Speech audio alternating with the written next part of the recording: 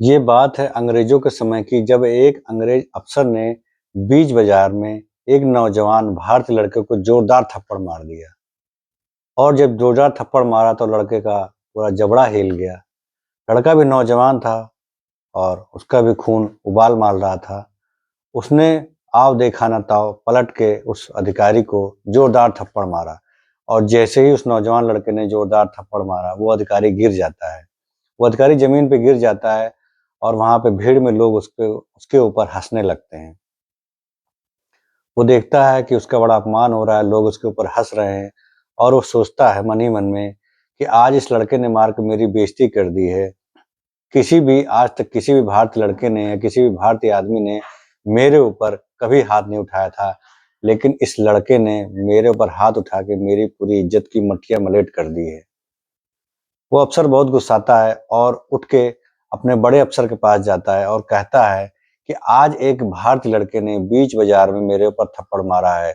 Sir, उसको आपको इतनी बड़ी सजा देनी पड़ेगी कि सारा हिंदुस्तान सारा हिंदुस्तान जान जाए कि किसी के ऊपर, किसी अंग्रेज के ऊपर हाथ उठाने की क्या सजा होती है। वो बड़ा अफसर कहता है कि उसने सजा देने वाला काम नहीं किया है, उसने तो इनाम देने वाला काम किया है। और तुम जाओ उसके पास और उसको 10,000 रुपए का इनाम दे के आओ। वो अफसर और आग बबूला हो जाता है। वो कहता है, सर आप क्या कह रहे हैं? उसने मेरे ऊपर थप्पड़ नहीं मारा, उसने पूरे हमारी हमारी पूरी सोसाइटी पे थप्पड़ मारा है, हमारे पूरे समाज पे थप्पड़ मारा है सर, हमारे देश पे थप्पड़ मारा है। अगर हम उसको छोड़ देंगे तो उसका मनोबल और बढ़ जाएगा। वो बड़ा अफसर कहता है कि मेरे आदेश का पालन करो, जितना मैं कह रहा हूं तुम उतना करो। तुम 10,000 रुपए लेके जाओ, उस लड़के को देख के आओ।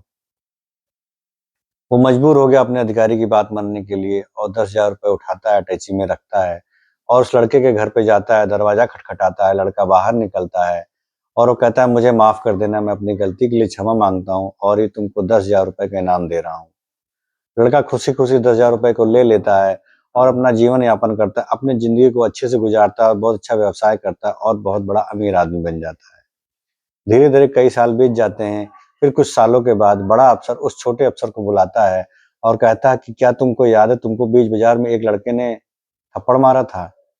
वो छोटा अफसर कहता है कि सर, मैं इस बात को कैसे भूल सकता हूँ, ये तो मेरा बहुत बड़ा अपमान हुआ था, उस अपमान को मैं नहीं भूल पाऊंगा।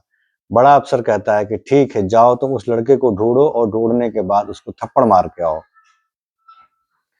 वो छोटा अधिकारी कहता है कि सर आप क्या बात कर रहे हैं? जब वो छोटा था तब तो उसने मुझे जोरदार थप्पड़ मारा था, आज तो वो अमीर हो गया है, बड़ा हो गया है, उसके पास पावर है, शक्ति है, वो तो मुझे साथ कुछ भी कर सकता है।